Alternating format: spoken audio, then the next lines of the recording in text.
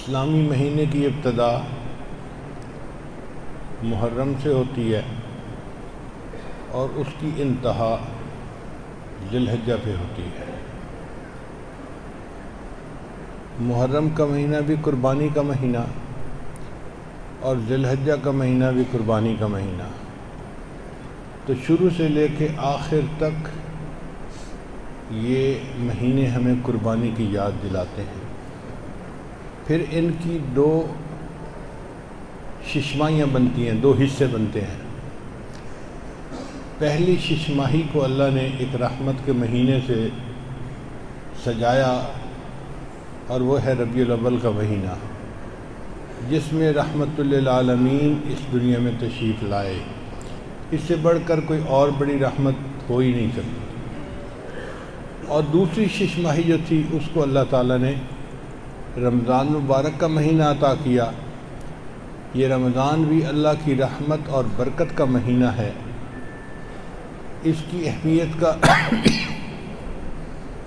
اندازہ اس سے لگائیں کہ نبی علیہ السلام اس کا انتظار کیا کرتے تھے، دعا مانگا کرتے تھے، اللہم بارک لنا فی رجب و شعبان وبلغنا رمضان۔ اے اللہ ہمیں رجب اور شعبان میں برکت عطا فرما اور بخیریت ہمیں رمضان تک پہنچا۔ آدمی وش کرے کسی مہینے تک پہنچنے کی تو اس مہینے کی کتنی اہمیت ہوگی۔ اور یہ کون دعا کر رہے ہیں؟ اللہ کے محبوب صلی اللہ علیہ وسلم دعا کر رہے ہیں۔ چنانچہ رمضان مبارک کی جو برکتیں ہیں وہ 15 شعبان کی رات سے شروع ہو جاتی ہیں۔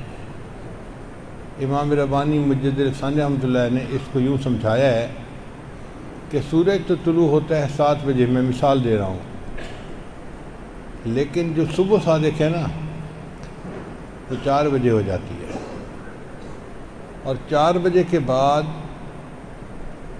پھر تاریکی آہستہ آہستہ ختم ہوتی جاتی ہے اور اجالا بڑھتا جاتا ہے حتیٰ کہ 7 بجے جا کر پھر سورج طلوع ہوتا ہے۔ اور سورج طلوع ہونے سے پہلے اسفار کا ٹائم ہوتا ہے۔ اسفار کے ٹائم میں اتنی روشنی ہو جاتی ہے کہ کئی مرتبہ بندہ دھوکے میں پڑ جاتا ہے، جی سورج طلوع ہوا ہے یا نہیں ہوا، ایسے لگتا ہے جیسے ہو ہی چکا۔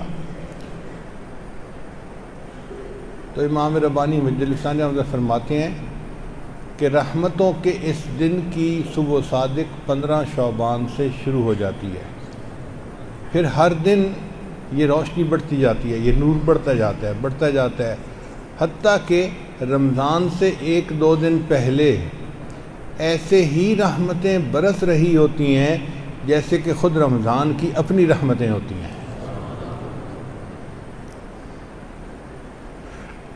دنیا کے ہر ملک میں بجٹ بنایا جاتا ہے۔ اس کا مطلب کیا ہوتا ہے کہ جی پورے سال کے اندر کیا کام طے پانے ہیں، اس کے لیے ہم اپنے فہرستیں بنائیں اور اس کے لیے رقم جو ہے وہ مخصوص کر دیں۔ دنیا میں چونکہ مال پیسے کی کمی ہوتی ہے، اس لیے لوگ تقسیم کرتے ہیں پیسے کو مختلف کاموں میں، اور پھر اس کی بجٹ کے اوپر پورا سال گزرتا ہے۔ اللہ تعالیٰ نے بھی انسانوں کے لیے یہ 15 شعبان کی رات بجٹ کی رات بنائی ہے۔ یہ نقطہ سمجھنے والا ہے کہ اللہ کے خزانوں میں کوئی کمی نہیں ہے۔ بجٹ بنانے کا مقصد کیا کہ ہر بندے کو اس کے حساب سے اللہ تعالیٰ رزق دیتے ہیں۔ قرآن مجید میں اللہ فرماتے ہیں وَلَوْ بَسَطَ اللَّهُ الرِّزْقَ لِعِبَادِهِ، اگر اللہ تعالیٰ اپنے بندوں کے رزق کو کھلا کر دیتے، بے تحاشا دے دیتے، لَبَغَوْا فِي الْأَرْضِ، وہ زمین کے اندر بغاوت کر جاتے۔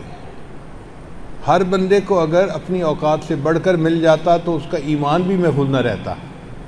وہ پتہ نہیں دنیا میں کیا فرعون یا قارون بن کے زندگی گزارتا ہے۔ تو اللہ چونکہ بندوں کے ایمان کی حفاظت فرمانے والے ہیں، وہ بندوں کو اتنا دیتا ہے جتنا وہ برداشت کر سکتے ہیں۔ آپ بتائیے، ایک بندے کو اللہ تعالیٰ مال زیادہ دے دے، بیوی کو نافرمان بنا دیں تو کیا فائدہ؟ اولاد کو نافرمان بنا دیں تو کیا فائدہ؟